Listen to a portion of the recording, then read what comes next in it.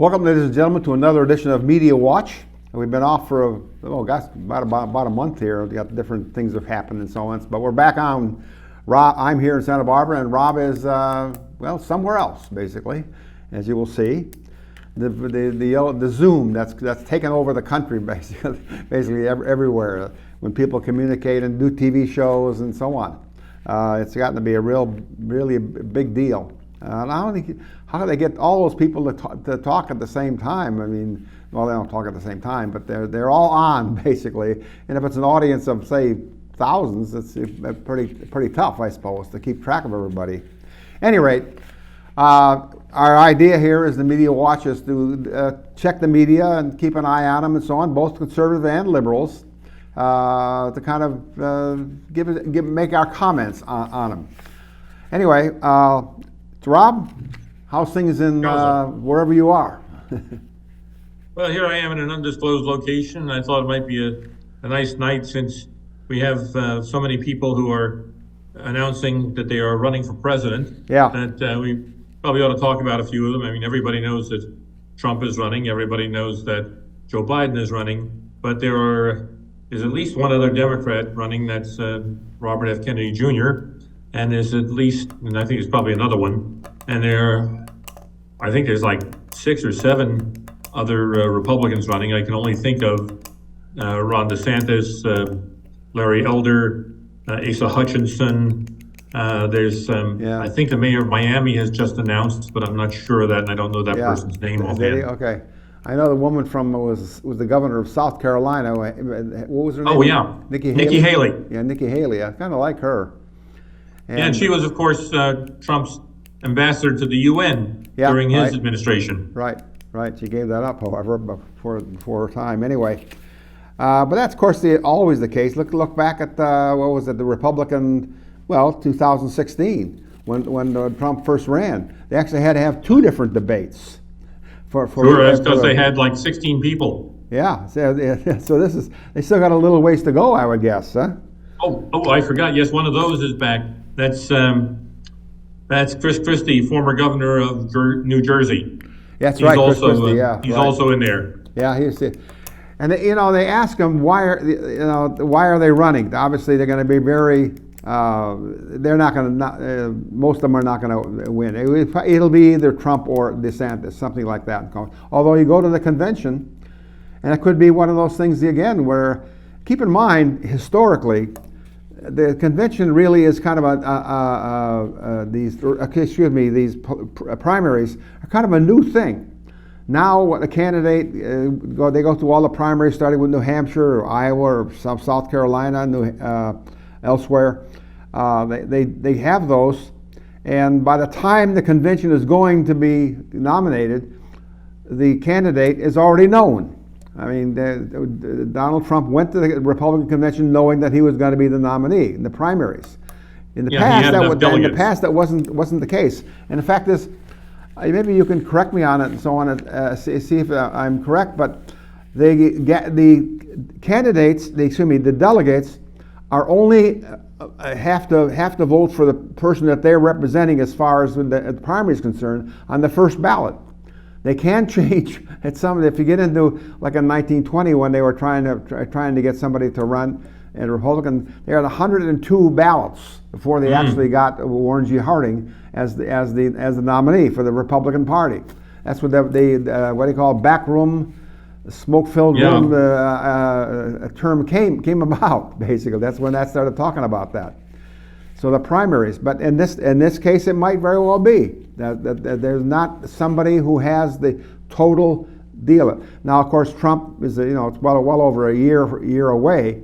Trump is, and of course, with all the stuff that's going on with him as far as his troubles, basically, we could talk about that at length, for a lot of different reasons, but. This is baggage he has to carry on, so on, for until the election in November of 2024. So it gets me that when they talk about all these different candidates and so on, that's it. Why are they running? Well, it's a good forum. If you want to really get your message across, run for office. any office basically, because the media follows you because you are running against the incumbent or somebody else, and that or the front runner and that. This is what, like a Nikki Haley. She may not get very much vote, but her name will become very familiar, and she gets time on all the networks. She can go on CNN and Fox News and basically play the same. Have the that people are watching. They get to know them, so that Nikki Haley may be the nominee for vice president. Keep in mind that Lyndon Johnson ran against John Kennedy in 1960 and lost, but then he was named the vice presidential nominee to run with John Kennedy, and of course eventually became president when Jack Kennedy was assassinated. So politics is a very messy and hard to understand stuff, and it hasn't gotten any better, especially with the media. And that's my comment on that. You might see Larry Elder. What is he going? He ran for governor, and he actually came in second, basically. He did all right. If there had been, if Newsom had in fact been kicked off, remember, keep in mind, there was both two parts of the ballot. First, he had to kick Newsom out of office, and then they voted for it. That's how Schwarzenegger got elected, basically. Mm-hmm. And I'm not even sure he had the majority of the votes, in fact, even. Anyway, there's it's very interesting stuff when you talk about all the candidates, and in fact, in Biden's case too, there's people running against him. Well, as you see, show it here, Robert F. Kennedy Jr., who is a very personality, and he's a Kennedy. Keep in mind. That's automatically, that if there's any hierarchy of aristocratic family that's in politics, it certainly was the Kennedys, and I guess there still is. Although a lot of there's another way to look at it. They all end up getting died. They all die. There's another way of looking at RFK, and that is that, like Trump, but on the left instead, RFK is an anti-establishment choice. He doesn't like a lot of foreign wars, whereas we appear to be very close to being in one, and we've actually sent something like 120 billion with a B dollars to Ukraine either in money or aid. And mark my words, gigantic amounts of it will go missing. Now, where's 120 billion going? There's a little country called Ukraine. Hunter Biden. I thought they were a lot more than that. I thought they were close to $1 trillion. So I think maybe it's in the 120 billion is a lot of money too. Yeah, I don't. Yeah, believe me, you won't get the correct number out of me because there's no way on earth that I will wind up knowing it. Yeah. But I think I'm putting a floor under it rather than a ceiling over it. Anyway, RFK doesn't like that. He was skeptical, and I thought with good reason, of some of the necessity of the vaccines when it came to COVID vaccines for young people. Yeah. Basically for people who were not at risk anyway. And even as vaccines may very well convey protection, they can also sometimes cause harm. And there is associated harm at times with some of the vaccines. And he talks about that. So I'm not saying you have to accept every word that the guy says. I don't. But he's worth a listen. He can speak very rationally, calmly, and he likes to give his sources. By the way, I'd like to urge everybody who would look at a Media Watch or anything like this, go to Twitter and look at alternate sources because they're all over the place. There's no scarcity of the regular MSNBC and CNN and all the others, or Fox. Oh, and of course, now that Tucker Carlson isn't at Fox anymore, you can see Tucker Carlson on Twitter. And my God, is he a hard hitter? I mean, if you thought he was swinging for the fences before, you'll see that he was restrained before. No, he has no bosses hanging over his head now. He says what he wants, I guess, huh? I haven't seen that. I haven't seen it on the Twitter. Oh, and he's drawing audiences at a level that, basically he's beating his old time slot at Fox. Whoever they've got in that time slot now, he gets more views than they do. Oh yeah, I mean he was the most watched of the commentators in all the other networks, MSNBC, CNN, and Fox, and whatever else, and so on. He was the most watched of all of them. He was the star, and then they fired him. It's strange. They just fired a woman named Kennedy too. And what really got me mad was the guy that they fired was Dan Barguni. How do you say? Bongino? Bongino, yeah. He was great. I don't understand. They had his pay. they had a little disagreement as to what kind of money he was going to make. But I guess he still is on that streaming service. I gues he still does that for Fox, something like that. But there again, it's one of those things that are changing completely. I mean, the whole cable network stuff and so on is now ABC, NBC, and CBS and all that, and that stuff. Who watches them anymore? They don't really care too much about that stuff. All they care about is and their commentary. Social media is taking over the world, basically.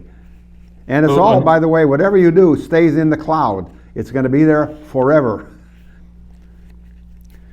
Let's talk about these T-shirts and Target. Okay, a little bit. Yeah, sure. Explain to me exactly what's going on with that. Okay, well, we should probably have a look at these. Maybe show them for a few seconds each. Yeah. And maybe I can talk over them. Yeah. What we've got is show them more than a couple seconds, Mike, so they can read what it says on the T-shirt. We have six? We have five of them here. Okay, so this first guy is this is the guy who designed the T-shirts that people are protesting, and he's. I guess he considers himself transgender. I'm not sure, but anyway, and he's also has a good old streak of Satanism in him, as you'll see. You look at the next one. You look at 202. Yes, he's telling Satan? Everybody hey, Satan respects your pronouns. Satan respects the pronouns. Yeah, Satan respects your pronouns, so maybe you should be with Satan. And then, of course, promoting trans to kids, as he's saying, okay, here comes the next generation of, trans adults are there for you trans kids. I'm not here to say if that's right or wrong, but anyway, it's a theme of his. And there's still a couple more, maybe three more I want to show. Now, one of them is, you can see that this guy was very, very much promoting. Actually, there's two things going on with the do shots with me with the hypodermics. Part of it is about vaccines, but a very important part of it is about taking hormones to change your gender, and to take what they're calling puberty blockers, which let me tell you, that stuff tends to render people sterile. And it had puberty blockers.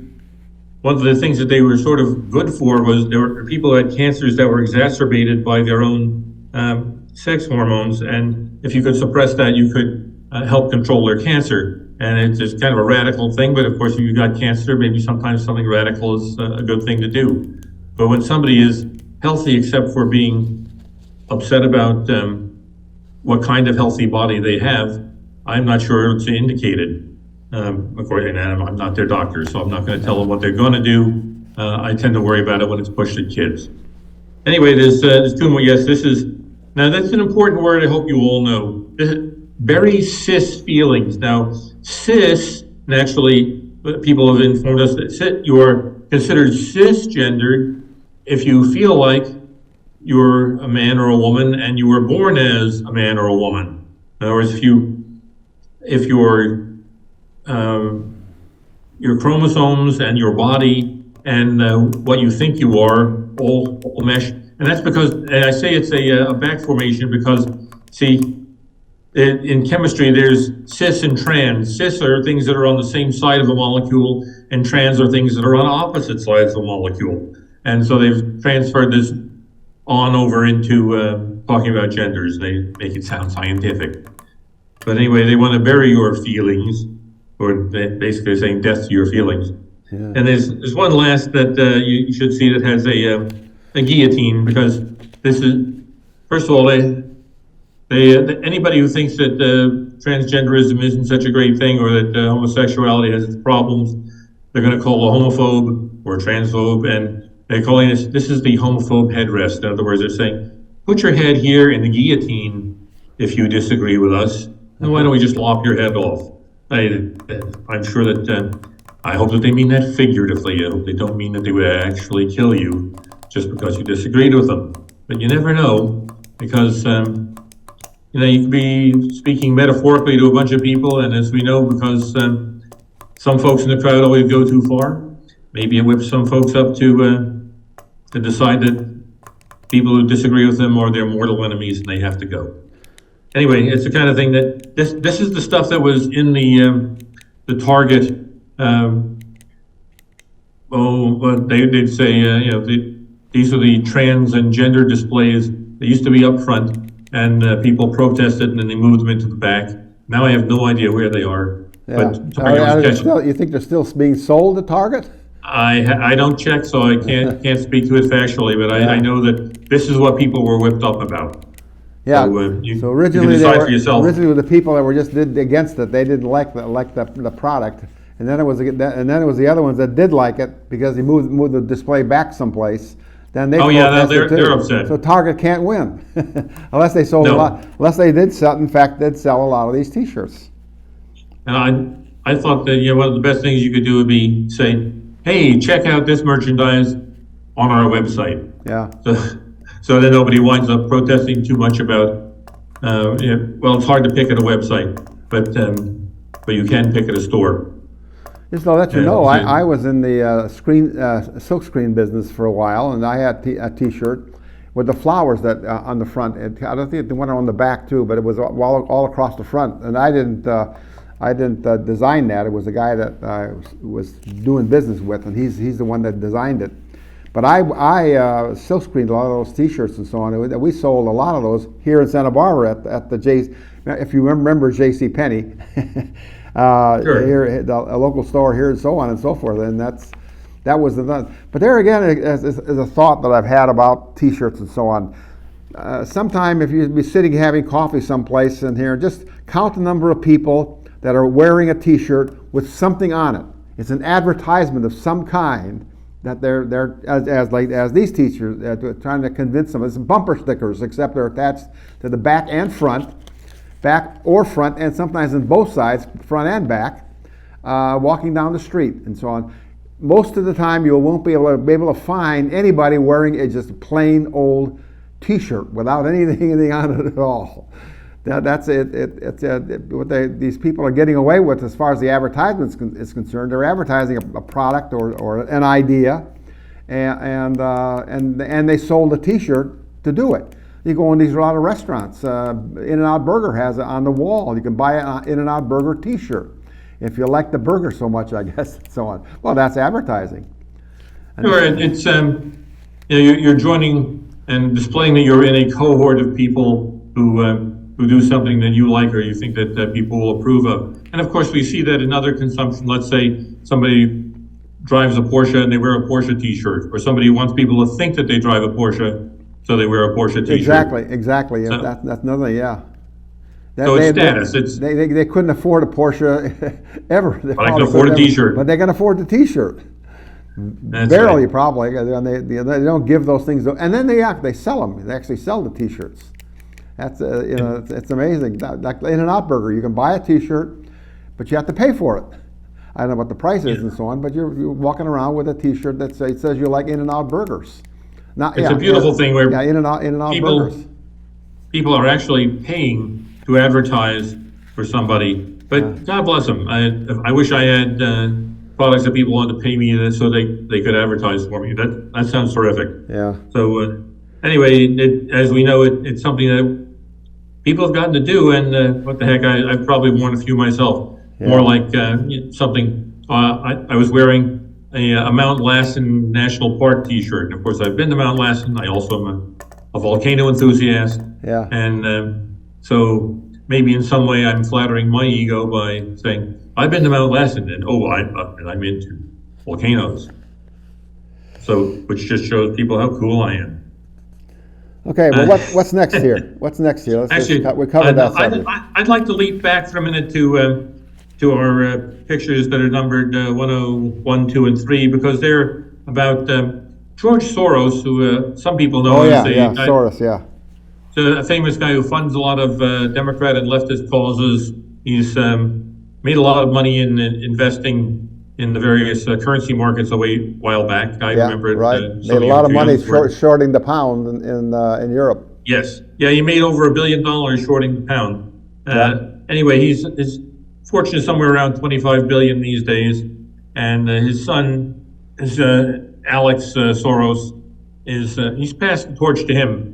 He's going to be managing the money, and also that's Alex in the middle, and he's going to be involved in the politics. And by the way, it's a good thing to have him right there next to President Biden, because he has visited the White House, according to the logs, at least 17 times since Biden became president. Wow, really? So, yeah, I'm sure that if you wanted to visit the White House 17 times, they'd be delighted to have you. But especially if you bring a few $100 million with you. So yeah, exactly. That's exactly or supporting him, Soros. So basically, the son Alex is he's the go-between between Soros and Biden. George Soros. He's going to be the new mastermind. I mean, after all, Soros is got to be in his middle to late 80s, and as you can see by a look at him, I mean, he looks like Emperor Palpatine. I mean, he's not in good shape. Yeah. But who knows? Some people live a long time without looking too good. Oh, he isn't very well? I don't know if he's well. He might be terrific. I'm just saying he must be pretty old by this time. He's a World War II, not a veteran. Okay, he was an adult during World War II. He, as a teen, in somewhere 1943, he was probably 14 or 15 years old. Right. And working with the Nazis. So to me, that means that he was born around 1925. Yeah, so today he would be around almost 100. He's got to be well into his 90s. 98, yeah. Oh yeah, I would think the late 90s. He's in fact. Yeah. So I haven't heard much about him. Trying to do a little arithmetic. Well, what he's done in the last decade or two is he's been funding lots of local races. He funds the races for soft on crime district attorneys. Yeah. And attorneys general. That's right. Yeah. Right. Heard about basically, that. He's trying to exacerbate our crime problem. Yeah. So he's still pretty active, I guess. At least maybe not publicly, but his money is still being spread around a little bit, quite a bit actually. I guess his son is the one that's going to be taking over all this thing. We'll see how that works out, though. I don't know. Right now, Daddy's right. There he is. Yeah, there he is with the. With Chuck Schumer, he's the head Democrat in the Senate. Yeah, majority leader. Right there he goes. Oh, I'm sure he's thick with all those guys. Money can buy you the best friends. They put the Soros has the best friends money can buy. Put it that way, politically. Well, let's remember that people in both parties, including lots of Democrats, used to be pals of Donald Trump until he announced as a Republican in 2015. Whether they liked him or they didn't, they came to his parties. They ate his food. They told him how great he was. Yeah. The black leaders like Jesse Jackson would come around and say how fantastic he was. And of course, he was funding things that they liked. And of course, he was not anti-black. He was pro-black. So no stranger. Okay, if we go to the next one of these, you'll see him with Nancy as well as with Nancy Pelosi, who was at the time. Yeah, her house. She has her house here someplace. Where is it? Yeah, she's and we'll get to that in a minute. But I just wanted to go to picture 103. Oh yeah, here it is. So that we can see Alex Soros with not only Chuck Schumer but with Nancy Pelosi. Anyway, if it's not handy, we'll go on to something else. Well, just to suggest that this whole business with her husband was attacked and knifed. I mean, the guy tried to kill him. But probably so. He had called the police about this guy was already in his house, in this house, and he comes out and answers the door in his underwear, and then they're talking. And at that point, when the cops were there, that's when he was attacked by this guy. There's got to be more to that story than we're ever going to get, I guess. It's something a little fishy down there. Maybe that's why. Sure. My thought on that is, maybe that's why Nancy Pelosi finally, well, she thought she was going to quit anyway and so on, but she better go home and take care of her husband, because I think he might have a little problem there. But although she's still a representative. He still is still a representative in the House of Representatives. There's something you should know about this picture. This is the street view of that very corner, and what they do is street view for some people will blur the some details. So if you use Google Street View and go around this, you'll see that you can't see the house, but you'll notice parked out here are Secret Service, Chevy Suburbans. Yeah, well, you got the one in back of that is there's a picture. I think it was probably from the Earthlink show that shows her house in yeah, San Francisco. that was Google Maps satellite view, and then I used the street view. I just dropped the little viewpoint character somewhere where you see that blue P on the picture. And always makes you wonder how a person who has been in political life all of her life, essentially, and her parents, I think, were from Baltimore, Maryland, or something like that. They were big shot politicians back there in Maryland. Mm-hmm. And then she came out to California, of course, and became a representative, blah, blah, blah. The Speaker of the House for a while. But she was in the Senate for the House of Representatives for a long time, and so on. And they always end up with this House. Let's talk about that a little bit. Here's a guy, Joe Biden, who basically has been in political life all of his life, essentially. 40 years minimum. More like 50. Yeah, he was like a senator forever. Then he was vice president for 8 years, and now, of course, the president and so on. And he owns 4 homes, 2 of them in Delaware. And Delaware, I think, is either close to the smallest state there is. I think Rhode Island, in competition with Rhode Island. Joe Biden owns a good substantial chunk of the state of Delaware in his 2 things. And then he has places everywhere. I think one in Florida, I think it is, and somewhere up in Maine or some. Anyway, bottom line, and all he's ever been is a politician. And of course, family fortunes in the tens of millions. It's going around about this $5 million that he and his son got $5 million, and he got $5 million from somebody in the Ukraine. And speaking of that, I think we got something here about our Ukraine here too, and so on. Keep in mind that Ukraine, they're not exactly as innocent as you might think. That they're trying to fight against the Russians now, and so on. Mm-hmm. Let's go back a little bit in history so people are going to understand this. When the Germans invaded Russia in 1941, they went into Ukraine, and they were welcomed as liberators from Joe Stalin. And for good reason. Yeah, and in fact, I just read recently that they actually raised 3 Ukrainian SS divisions from the Ukraine. All of the guards, for example, were at the concentration camps, Auschwitz, Stalin, all of the Soviet board, all those places where they were killing Jews, were Ukrainians. And the trains, one guy had a guard. They had one person on each car so that the people didn't jump off or whatever they were going to do and so on. They were Ukrainians. They're not as innocent as you might think. And of course, they were paying off the Bidens and so on. Maybe in fact is this whole Biden thing going on now. He got $5 million from this company in Ukraine, oil company or whatever it was, a power company of some sort. They got each of them and so on. They expected to have something done to it. Expect something. Well, guess what? Now, as I think you pointed out before the show, we have given during the show here that $120 billion Joe Biden has given to Ukraine. You know why? Because he owed them. He owed the Ukrainians. He had, that was not they had paid him off. I think the probably would have done it anyway, but it smells. It always smells like that and so on. And you get just the idea. You can't tell me that when a company or somebody contributes to a cause, to a candidate and so on, does not expect something in return. that there's going to get something. I have contributed to in the very small amounts. I have contributed to a lot of candidates and so on. And yeah, I expected if I ever called him up, if in fact he or she were elected, I expected to call him up to at least take my phone call. Yeah. Okay. Let's throw in a cute little bit of history about that. For anybody, maybe you remember, maybe you don't. The Keating Five were 5 senators who. Yeah. Right. Charles Keating in Arizona, Lincoln a developer. Lincoln Savings.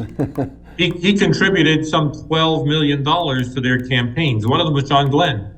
And when he was being investigated, they said, well, why did you, what did you think you would get? And he says, access. He says, do you think that you got any access for your $12 million? He says, well, I certainly hope so. Exactly. I never forget. It's a lot of money if you're not going to get anything. I'll tell the story. I was up in Monterey one time doing some real estate, looking at some real estate up there, and I happened to be right next to a big hotel in Monterey that had a convention and it had a group of some kind, and it was a golf tournament essentially, sponsored by the phone company. I don't know which one it was at the time, Verizon or General Telephone or somebody like that, and so on. And all of the people that were there were representatives from the Assembly and the Senate of the state of California. That's who was there. The full ride, both of them and the wife were, they could stay in the hotel. Everything was paid for by the phone company. What do you think happened with that? And they did it every year. This is the payoff.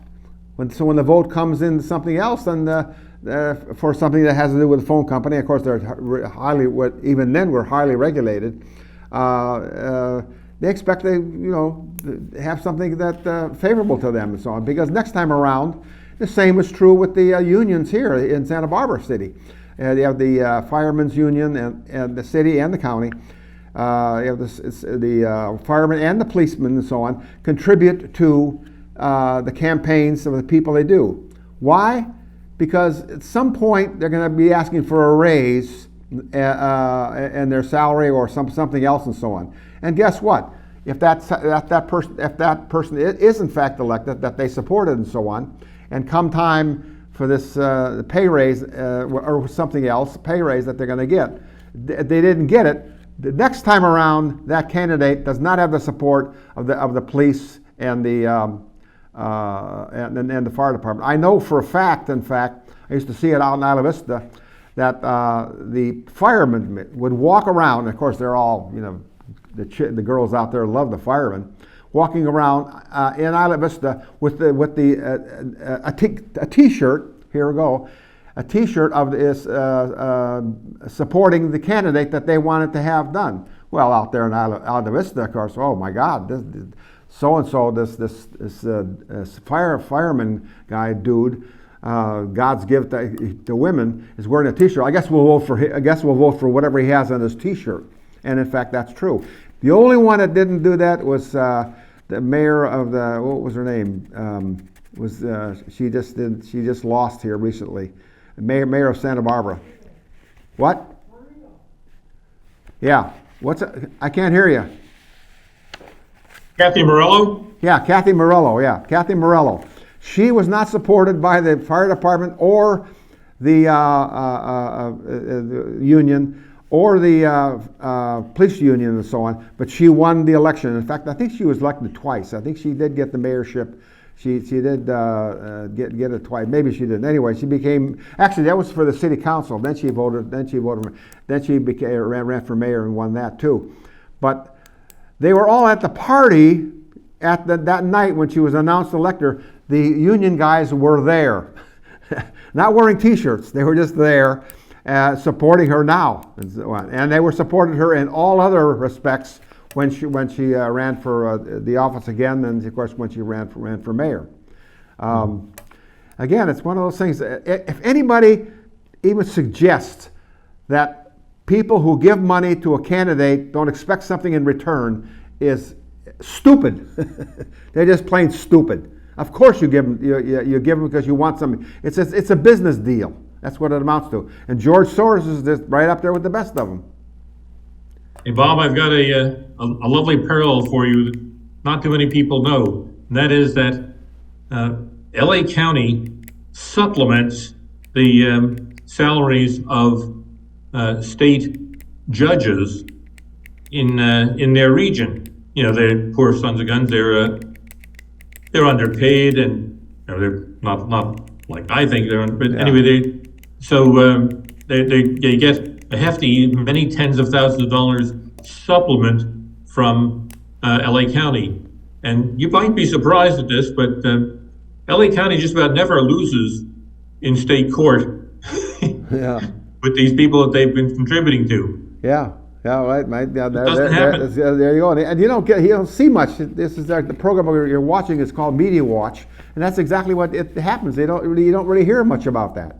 No, who covers Except that? when there was really some kind of fraud, or something breaks, a dam breaks, or the power company falls down. A Department of Water and Power there in Los Angeles that has all of I think it's power, electricity and water or something like that. I mean, they all the utilities, they control them basically, and not just in the Los Angeles city. This, I think, not even out of the county.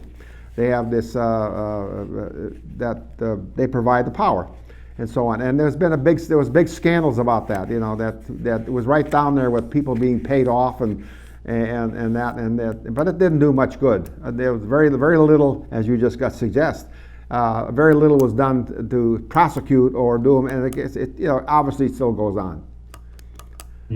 Anyway. If you don't mind, I'd like to touch on go ahead. stories that get. Yeah. I'd like to touch on some stories that get dropped pretty easily.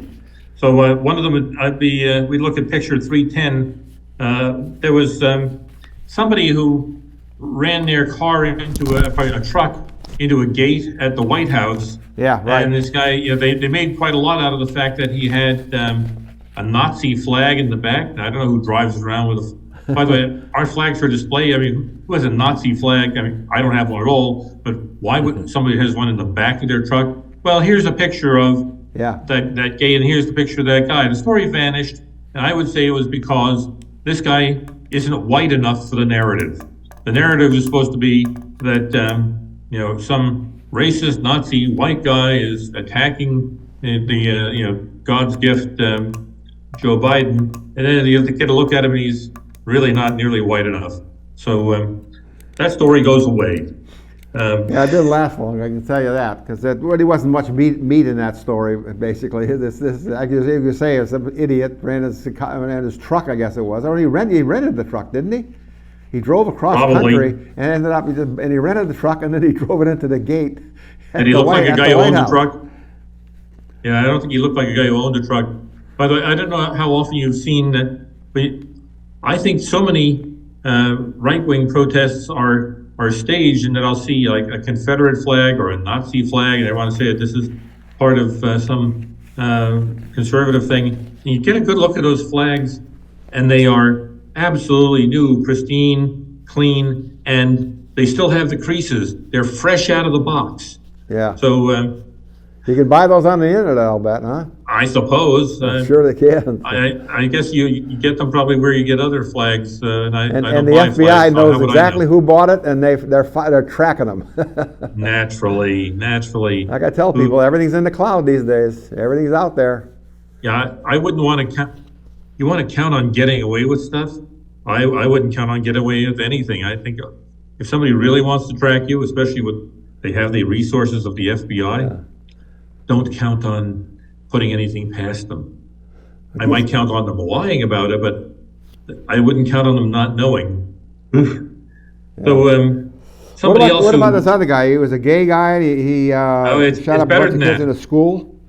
Better than that, but yes. Let's have a look at the transgender killer. This is someone who went to a Christian school in Memphis, Tennessee, and shot and killed 3 kids and 3 teachers.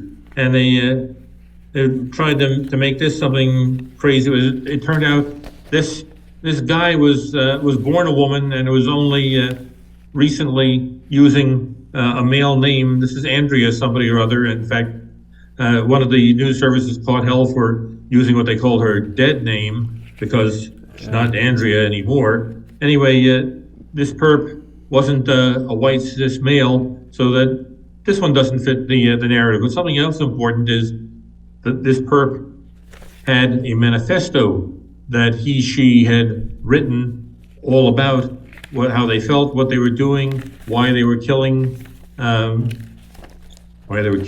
young Christian children at a school that, as it turns out, Andrea had attended some years earlier.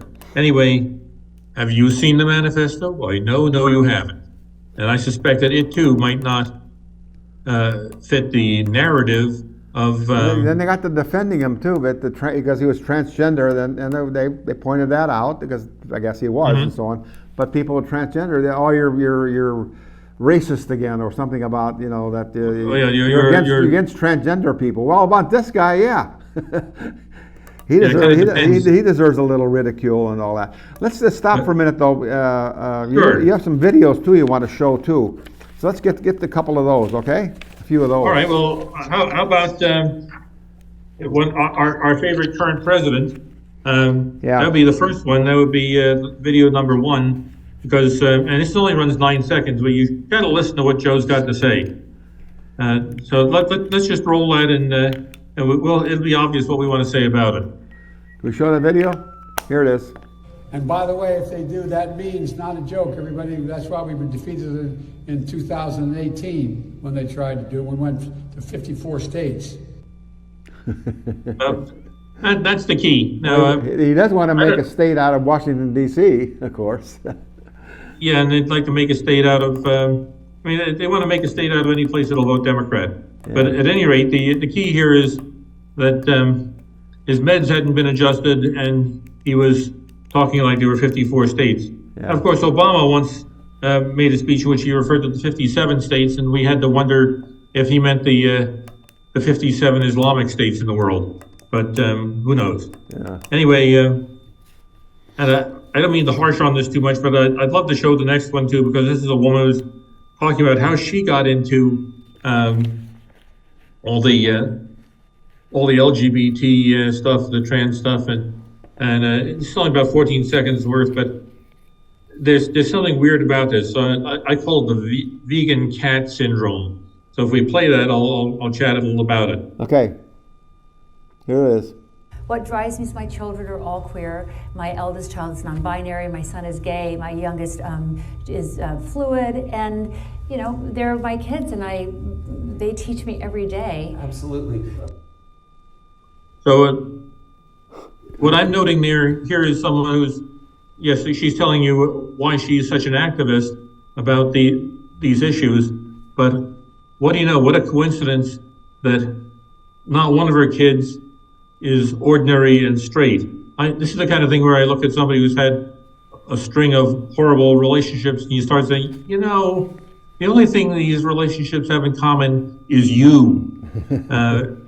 So I call this the vegan cat phenomenon. When somebody says, well, my cat is a vegan, and I'm thinking, yeah, I think I know who's making the decision here, and it may not be the cat. Yeah. So, I want to be sympathetic to her kids, however they turn out. They're human beings deserving of love and respect. But I always wonder when all of somebody's kids are very non-standard, and it just seems to dovetail with the beliefs of the parent. So I could be wrong, but I got to wonder. Oh, since she mentioned that one of her kids is gender fluid. Gender what, fluid? Gender fluid. That means that they're one gender one time, one gender another. It kind of just goes one way and another. But this was part of a joke in the cartoon called Family Guy, where Peter Griffin, who's the weirdo and all that, is talking about things going all over the place, and they said gender fluid, and he says, yes, there will be some. Yeah, that's like I say, it's on the internet, all these crazy ideas someplace and so on, and people laugh at them. That all these cable shows, basically. In fact, and going back to the guy that killed those kids in Tennessee, again, as I've said before, except nobody really talks about this at all. But the bottom line is, all they really want is fame. He was a pretty young guy, I guess it was, and 20s. And all they want is fame. And you go to their house and their room, and you see pictures on the wall of all the other massacres that have happened, and they want, hey, I want to be one of those guys too. Although he was shot, wasn't he? He was killed, wasn't he? Yeah. Well, it was clear that that one did not intend to be taken alive, but something else that they tend to have in common is they've been under psychiatric care. They're usually via their care, prescription style, they're usually taking psychoactive drugs. Yeah. So that's something that doesn't get mentioned so much. But then I'm not sure that the big pharma interests want you to know that virtually all of the mass killers, especially if they're selling psychoactive advertising drugs. on the show, then you don't want to get bad mouth the company that's sponsoring your show, that kind of thing. Here again, one of those things is a payoff. And they are big sponsors. Yeah, absolutely. So I wonder which video we should talk about next, because we've got. Let's go on to the guy from the Berkeley. Yeah, I think that there's actually two guys here in Berkeley, and I think we should see it first and then talk about it, because I feel like if I had simply said that this is what African American students act like, I would accuse myself of being a racist.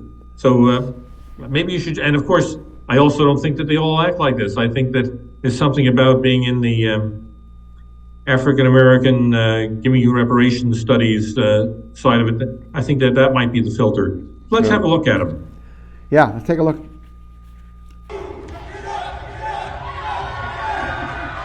Let's get a little sound if we can.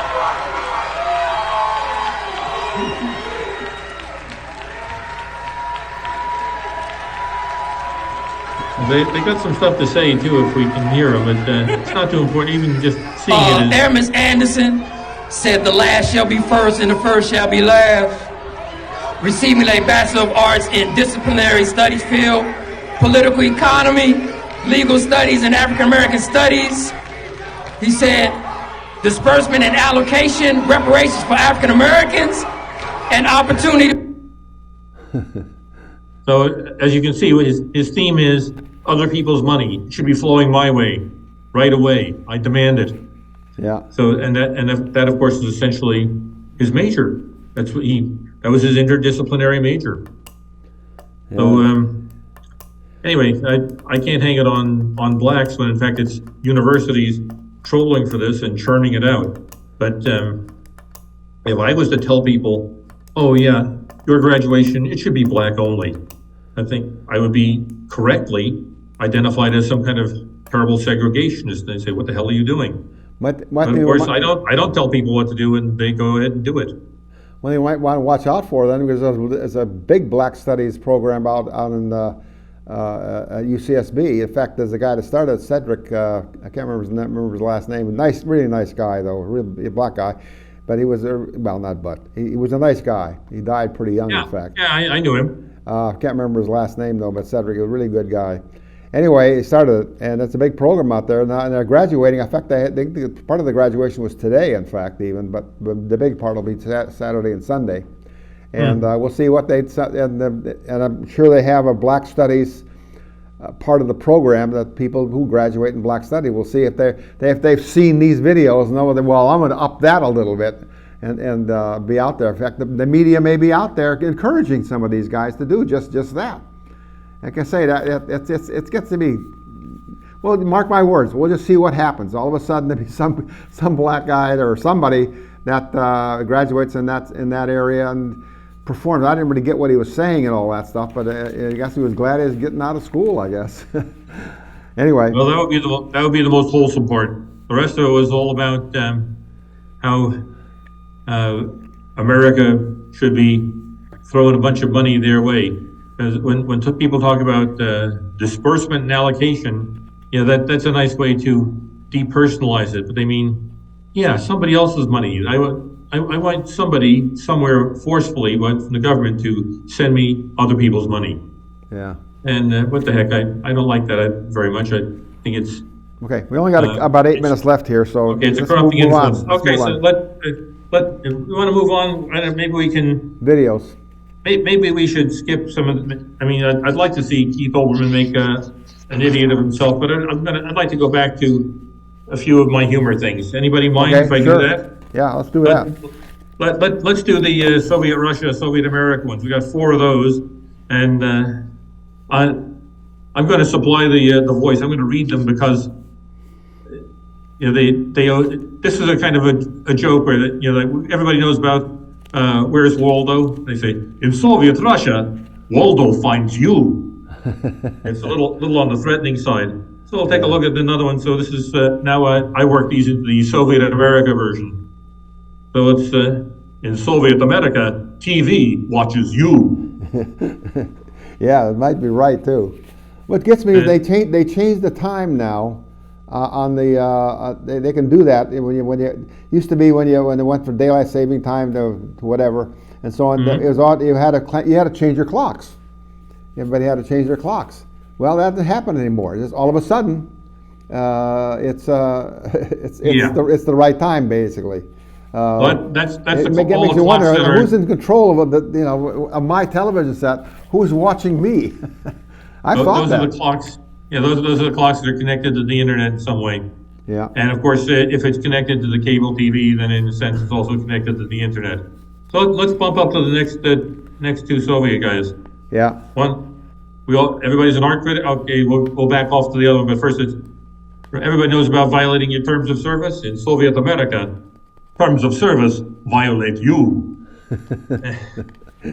Okay. And before that one, we have one about art Yeah. criticism, which I'd like to just touch that. You got that one, the red one, Mike? Hang on.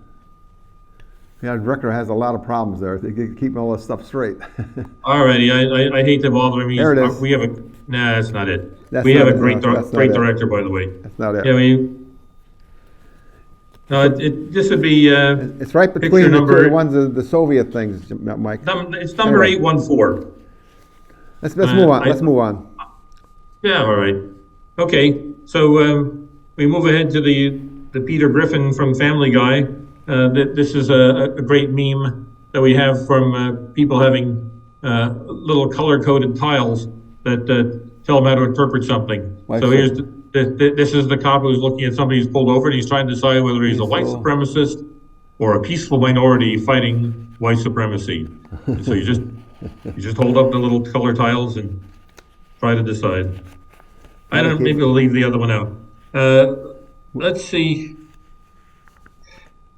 I think the only thing I'd really like to see at this point is the news conference with the Pride T-shirt. This would be number 832 because we're going to reference both the Babylon Bee who did. Yeah, this is the Babylon Bee does this humor, and the Southern Poverty Law Center is a hugely leftist organization that's been branding people as hate groups for a long time. Now, at the beginning, the people they were calling hate groups were the KKK. Yeah, we were all kind of on board with that. That made a lot of sense. And the KKK had a few auxiliaries, so hooray, the Southern Poverty Law Center also helped you there. But these days, a hate group is anybody the SPLC says it is. So now it's going to be everyone not currently wearing a Pride shirt is a hate group. And so this is, of course, humor. The SPLC didn't say that. Yeah. But that's good enough to be a joke for me. You just can't win. Nah, not if you don't go along with whatever the current mainstream is. Well, they had the Pride flag flying someplace, I guess, in some sporting event or something like that recently. Oh, come on, man! They had the Pride flag was front and center at the White House. It was one of the banners hanging. Right. That's what it was. Yeah. There were 5 flags. 4 of them were the American flag, and right in the middle, and at least as high as the others, and thus violating protocol, was the Pride flag. Yeah. Anyway, I'm not sure where we are in the time. Something's wrong here. That's for sure. I don't know what the hell it is, but something just isn't right. Yeah. Well, I give me my 1 second here. Homosexuals or Pride or whatever and so on. Let them do whatever they want. But I don't need to know. I don't need to know about all this stuff, do I? the sex life I- of what people are doing in their bedrooms. That's none of my business. I don't really care. I don't want to know about the sex lives of my fellow heterosexuals. It's none of my business. I don't give a rap. In fact, I got to tell you, the only sex I'm really concerned about is the sex I'm having. Quite honestly, I think Otherwise- a lot of times these parades and so on, these people that the pride parades and one they have in San Francisco, it's just an opportunity for some guy to go crazy, and Oh, they yeah. may not even be gay. How do you really know? How do you prove yourself that you're really gay? Anyway, most of the conservatives who are To get in the protesting parade or this anything stuff, else for that matter. what they're protesting is saying, hey, we bring the kids out to the parade, and yeah, if you want to wave and show how friendly you are and that you guys are great and they're wonderful citizens, we like that. If you want to, basically wave your privates around and simulate bondage and discipline, yeah, maybe we don't want to bring our kids out to that. Okay, Now, of course, we have some. got 2 minutes here, so parent- get one more. You want to do? Sure. What's But this last? how no. how about Dianne Feinstein? Yeah, put it down, Dianne Feinstein. What is all that about? What Well, is what it? it's about is that she's clinging to Yeah, it's way back. being a senator. It's way back. She's still, Mike. yeah, it's number 401. She's clinging to being a senator when I don't think she's really up to it anymore. Yeah. And I don't mean, even though I don't like her politics, I'm not harshing on Dianne Feinstein. Some people think that she served well. I don't like her too much, but so what? No, my point is, if you were elected a senator and you're serving as a senator, I think the people who elected you have a right to expect someone who can do the job. Somebody got a who's couple- up to it. A couple At seconds some point, left. they- Yeah. Go ahead. Oh, yeah, there she is. Yeah, This is what she's like lately, and frankly, she looks like Linda Hunt on a bad day. I'm not harsh on people who are having problems. I'm saying the Californians deserve a competent senator, and it's probably not her anymore. Yeah, it points out the term limits. That should be term limits. It's in the this body, the Senate and the House of Representatives, federally and so on, are the only two legislative bodies in the entire country that have no term limits. All other places, all the state assembly here in California, everywhere else, there's term limits, but not in the House of Representatives or the Senate. And she's what, 40 years, something like that. Now, when someone is in that condition and staying in the office, it's not about the country anymore. It's not about your state anymore. It's about you, Okay. and it shouldn't be about you. We're out, but thank you for watching. If you are watching, and all that, hope you enjoyed it, and we'll be back. Thank you very much.